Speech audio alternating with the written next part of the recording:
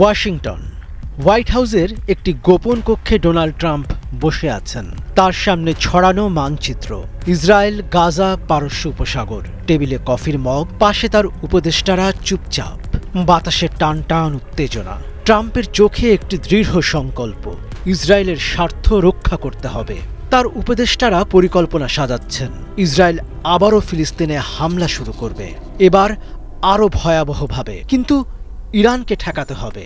Iran যেন লেবাননে Hezbollah বা ইয়েমেনের হুথিদের সাহায্য করতে না পারে। পারস্য উপসাগরে যুদ্ধবিমান আর জাহাজ পাঠাতে হবে, ইরানকে হুমকির মুখে রাখতে হবে। এটি একটি মাস্টার ক্লাস কৌশল, ভয়ের পরিবেশ তৈরি করে ইরানকে চাপে রাখা, যাতে ইসরায়েলের পথে কোনো বাধা না আসে। বাইরে রাতের আকাশে একটি গর্জন, যেন এই পরিকল্পনারই প্রতিধ্বনি। ইসরায়েল ফিলিস্তিনে আবারও হামলা শুরু করেছে। এবারের পরিকল্পনা আরও ভয়ঙ্কর। গাজায় বোমা পড়বে, ধ্বংসস্তূপ বাড়বে, ফিলিস্তিনিদের বাস্তুহারা করার লক্ষ্য আরও তীব্র হবে। তেল আবিব থেকে এই পরিকল্পনা চলছে, গ্রেটার ইসরায়েলের স্বপ্নকে বাস্তবে রূপ দেওয়া।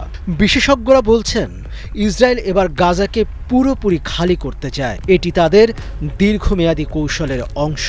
কিন্তু এই অভিযান সফল করতে ইরানকে ঠেকাতে হবে।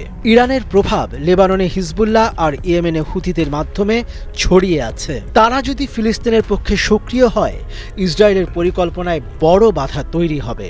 তাই ট্রাম্পের টেবিলে এই পরিকল্পনা, ইরানকে চাপে রাখা যাতে তারা অন্যদিকে মন দিতে না পারে। ট্রাম্পের উপদেষ্টারা জানেন, ইরানকে সরাসরি আক্রমণ করা সম্ভব নয়। আমেরিকা এটি ভালোভাবে বোঝে। ইরানে হামলা মানে মধ্যপ্রাচ্যে তাদের অবস্থার ধ্বংস, প্রশান্ত মহাসাগরে ডিয়েগো গার্সিয়ার মতো ঘাঁটি হারানো, এমনকি বিশ্বব্যাপী বিপর্যয়। তাই তারা একটি ব্লাফ খেলছে। পারস্য উপসাগরে যুদ্ধ বিমান উঠছে, যুদ্ধ জাহাজ মোতায়েন হচ্ছে, সৈন্য সমাবেশ দেখানো হচ্ছে। এটি শুধু ভয়ের পরিবেশ তৈরি করার জন্য। বিশেষজ্ঞরা বলছেন, এটি ট্রাম্প নেতানিয়াহুর মাস্টার ক্লাস স্ট্র্যাটেজি, ইরানকে ব্যস্ত রাখা যাতে তারা গাজার দিকে মন না দিতে পারে। আমেরিকা জানে, সরাসরি যুদ্ধে গেলে তাদের স্বার্থ ধ্বংস হবে। তাই এই হুমকি ধামকি একটি পরিকল্পিত নাটক, বিশ্বকে বোকা বানানোর খেলা। মধ্যপ্রাচ্য বিশেষজ্ঞদের বিশ্লেষণ, ইরানকে চাপে রাখার এই খেলা চলবে যতদিন গাজায় ফিলিস্তিনিরা থাকবে। গাজা খালি হলেই আমেরিকা চুপচাপ সরে যাবে। এটি একটি সময়ের খেলা।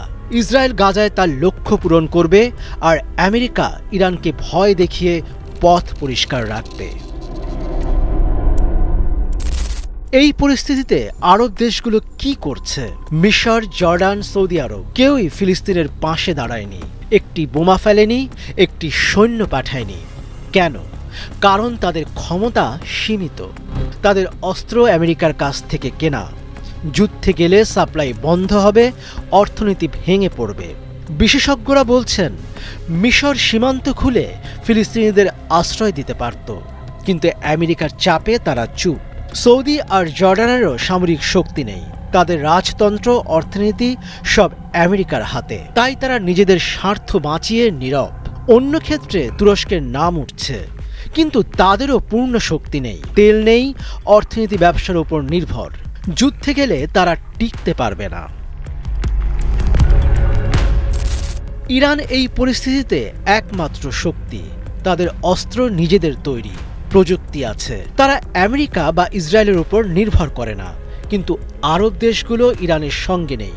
আকীদাগত পার্থক্য তাদের আলাদা করে রেখেছে। ঢাকা বিশ্ববিদ্যালয়ের অধ্যাপক আখতারুজ্জামান মনে করেন, ইরান মুসলিম বিশ্বের একমাত্র দেশ যারা নিজের শক্তিতে লড়তে পারে, কিন্তু ঐক্যের অভাবে তাদের শক্তি কাজে লাগছে না।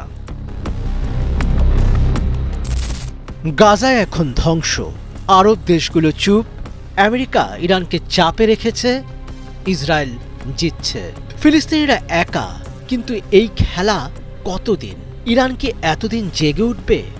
আরব বিশ্ব কি ঐক্যবদ্ধ হবে? ওয়াশিংটনে সেই রাতে ট্রাম্প মানচিত্র বন্ধ করলেন। তার উপদেষ্টারা চলে গেল। কক্ষে নিস্তব্ধতা। বাইরে একটি যুদ্ধবিমানের গর্জন। এটি কি ইরানের প্রতিশোধের আভাস, নাকি গাজার শেষ কান্না?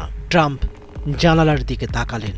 তার চোখে একটি হাসি, তার ব্লাফ কাজ করছে। নেতানিয়াহুর পথ পরিষ্কার।